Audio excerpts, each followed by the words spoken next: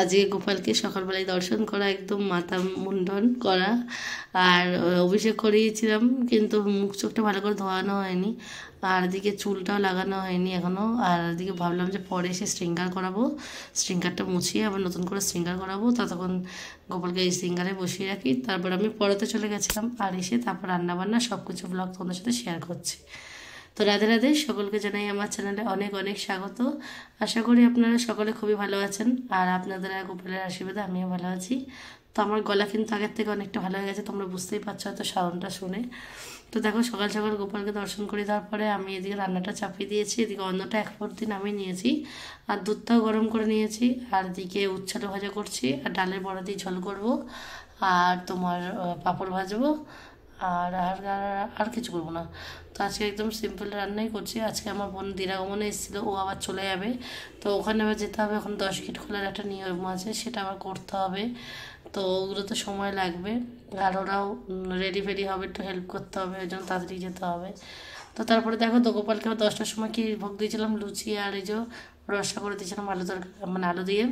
তো রসাটা করে দিয়ে গোপালকে ভোগটা লাগিয়ে দিয়েছি, আর এদিকে আমার রান্নাবান্না কিন্তু কমপ্লিট হয়ে গেছে। আর এদিকে চলে আসলাম নিচে, ঘরটার মোচা হয়ে গেছে, ঘরটার গুছিয়ে নিয়েছি। আর তোমাদেরকে কোনোদিনও দেখাইনি যে আমার ঘরে কী কী ঠাকুরের ছবি আছে।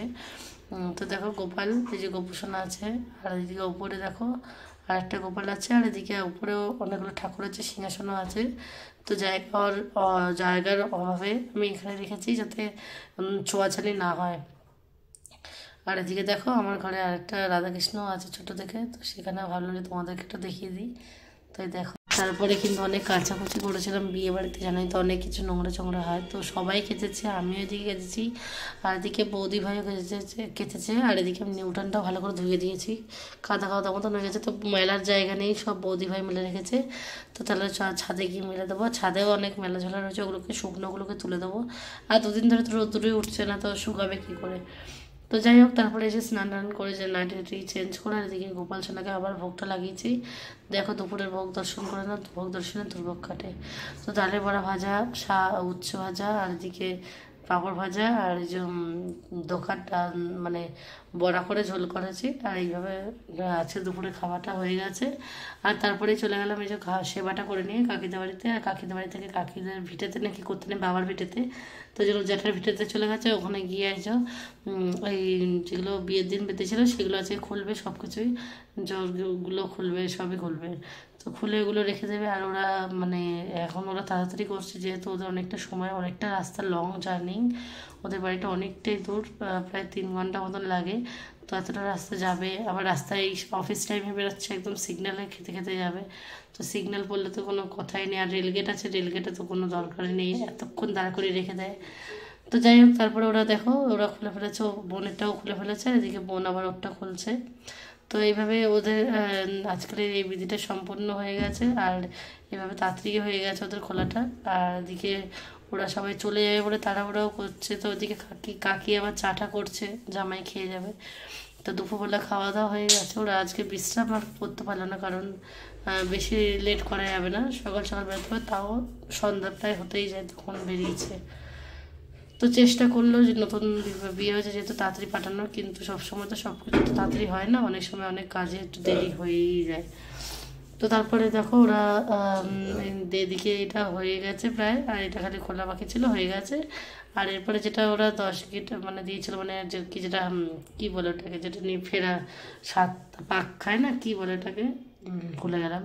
ও হ্যাঁ হ্যাঁ, মনে পড়েছে এবারে, ওটাকে জোর বলে, আমি দেখো ভুলে যাচ্ছি সব কিছু, এখন মাথা থেকে আউট হয়ে যাচ্ছে। তো এটাকে জোর বলে, আর জোরটাও খুলছিল দুজন মিলে। তো ওর হাতে যেহেতু নেল এক্সটেনশন করানো, ওগুলো তো খুলতে অসুবিধা হচ্ছিলো, তো দাদা মানে আমার বোনাইও একটু হেল্প করে দিল। তো হেল্প করাতে তাড়াতাড়ি হয়ে গেল, সহজে কাজটা হয়ে গেল, দুজনে মিলে করে নিল। আর এদিকেও আবার আংটিটা পরে নিল, ও বলছে যে দেখা দেখা আংটিটা দেখা, তাই দেখিয়ে নিলাম একটুখানি। আর এদিকে এবার ও চলে যাবে, হ্যাঁ এবার সব কিছু হয়ে গেছে। এবার কাকিদের বাড়িতে যাচ্ছি, গিয়ে ওখানে সবাইকে প্রণাম করবে, প্রণাম করে তারপরে বেরিয়ে যাবে।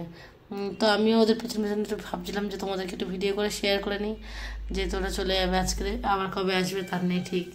আর এখন তো পরপর আসা হবে, কারণ এরপরে বিজোরে আসতে হয়, তারপরে আমার পিসির ছেলের বিয়ে আছে, সেখানেও আসতে হবে। তো ওদের এখন আসা যাওয়া হতেই থাকবে, আর তোমাদেরকে আমি ভিডিও দর্শন করাতেই থাকবো, শেয়ারও করতে থাকবো তোমরা। আর তোমরাও চাইলে এরকমভাবে ভিডিও করো, আর তোমাদের বাড়ির সব কিছু সবার সাথে শেয়ার করে। এতে কী হয় জানো তো, সবার মন অনেক সময় অনেকে অশান্ত থাকে, তো কারোর ভিডিও দেখে যদি কারোর মন ভালো হয়ে যায় তাহলে তো তুমি অনেক উপকার করলে, তাই না? তো তারপরে মেয়ে জামাইরা চলে যাচ্ছে, আমার কাকির তো শুরু হয়ে গেল কান্নাকাটি। তো কাকি একটু বেশি ইমোশনাল হয়ে যায়। তো আমি বললাম তো বেশি কেঁদো না, মেয়ে বিয়ে দিয়েছে যখন তখন তো সহ্য করতেই হবে। তো তারপরে ওরা আবার বেরিয়ে গেল মন্দিরে, সব নমস্কার করবে, নমস্কার করে ওরা বেরিয়ে যাবে।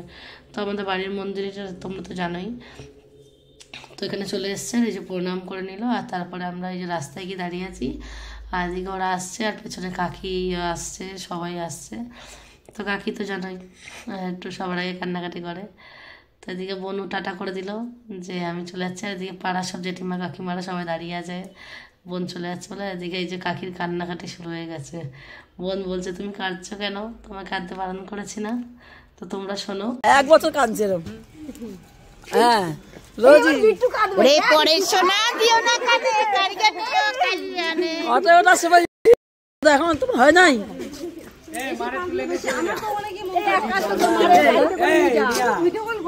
পাড়ার জেঠি কাকিমারা থাকলে এরকমই আনন্দ হয়, আর এরকমভাবেই সারা জীবন যেন ওনারা ভালো থাকে, ওনাদের জন্যই কিন্তু পাড়াটা ভালো থাকে, ভালো লাগে। বয়স্করা না থাকলে এরকম আনন্দ কথাবার্তা কেউ বলে না।